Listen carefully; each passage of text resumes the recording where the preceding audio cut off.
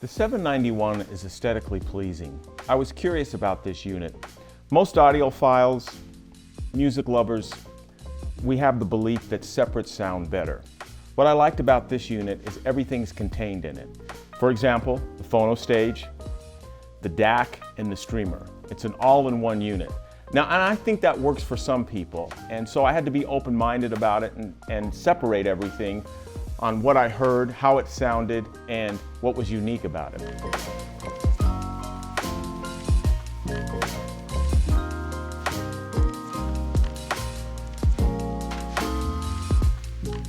First thing I noticed, what I was impressed with, was the built-in phono stage. Moving magnet, moving coil, adjustable, you can change the gain. What I was impressed with is how open and how spacious it sounded. I've had probably 6 or 7 phono stages as I used as a separate piece. And I'm not going to say this sounded better because there is no better in my opinion, but it sounded, I was really impressed with the sound. How would I describe the sound? It was very open, the vocals were laid back, smooth, had a dark background in the moving coil section. The moving magnet was sounded just as well. And that, again, I want to emphasize how blown away I was by that. I just didn't think that one unit that contained all these separate outputs could sound that good. I was wrong. Just a brief interruption, esteemed viewers. As you may know, I'm Tom Martin, Chief Content Officer of the Absolute Sound. We have a new product. It's on the Substack platform, and we're going to do some interesting things with Substack. First of which is reader questions and answers. Each Monday, readers will submit questions. We'll pick the most interesting ones and we'll answer the questions on Friday. We'll also have early access to articles and special blogs that don't appear anywhere else. We hope you'll join us. It's only a cost of a cup of coffee per month. Just check on the screen or in the show notes below. Thanks, and now back to the show. Let's talk about the analog inputs. There's a ground for the phono, phono 1, phono 2. There's balanced. Analog outputs, you can see left and right here. Here are the digital inputs. You have 1, 2, coaxial, 2 optical, USB. Also, here's the network switch, or network input. And also here is the USB input. It has an HDMI ARC input as well. Now these right here, the external power supply, it's right here. So if you have an external power supply from Simaudio, they offer those. Probably get a little bit better sound. I'm not sure, I haven't played with it, so I can't say, but it's there all set up and ready to use. The antennas are for Wi-Fi. The Wi-Fi worked fine. Also, let me slow down. Here's a 12-volt trigger. Back to the Wi-Fi, here are the antennas. You can adjust them, move them, take them off. I personally like everything hardwired, but if you don't have that situation, these are just as adequate, and the streaming was no problem, no dropouts whatsoever. Let's talk about the streamer. I was very impressed with the streamer and how well it sounded.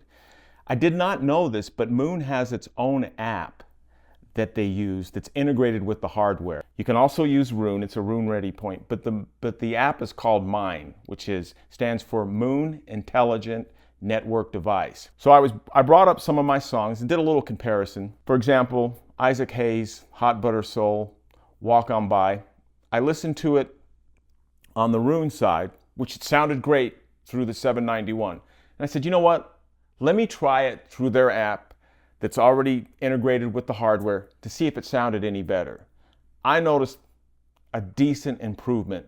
I like the fact that they have their own app. The other song that I listened to, tried it on the Roon, was from Goathead Soup, the Rolling Stones, Angie. The reason I listen to Angie is because it's a ballad and I like what's going on with the song. As it starts out, you hear the acoustic guitar, and if you listen, you can hear the finger slide up the guitar string, which brings out the violins, and it's a well-arranged song, and it's something that I'm used to hearing, so I know what to listen for. But through the Moon Intelligent Network Device, the Mind app, it sounded better. Now, I know that there are a lot of DACs that have their own software integrated with it, And what I do, and some of my friends have told me, is that if I can't find it, if I can't source it when I go to search for a song, I'll use Roon, then go back and see if it's in the network or on the software. I just thought the integration of their amp just gave it an extra, let's say, gold star, because it did sound better to me than the Roon. And now I'm not here to debate that Roon's better or whatever, but there's something to be said when you have your own software and hardware that works as one. I guess, you know, if you own an Apple phone, you know what I'm talking about. It's seamless. Let's talk about the DAC. That's included in the preamp. Again, I'll mention it again. Phono stage, streamer, and DAC, all in one unit. DAC sounded great. As I mentioned before, some of the reference songs that I used was Isaac Hayes' Hot Butter Soul, Walk On By, the intro, the guitar, spacious, open, black background, great separation, instrument separation, sounded really good. The vocals are clear, forward sounding, the depth, there was no graininess, or it wasn't hard on my ears. They did a great job with the DAC. Again, I'm so impressed with this unit. My brain says, how can you make something sound so good in one piece? Well, I think Moon did a great job with that. Because I've had a separate DAC, I've owned a separate preamp, and I've owned a separate streamer. Again, I'm not going to say it sounded better, but I'm going to say that it sounded just as good, and I thought, wow, this is impressive. Now, this unit isn't for everyone, and I'll explain why later. Had a lot of remotes in my hands over the years. Small ones, big ones, large ones, small buttons, big buttons, buttons I couldn't see, buttons that were hard to get used to, hard to use. I have to say, this is the coolest remote that I've ever used.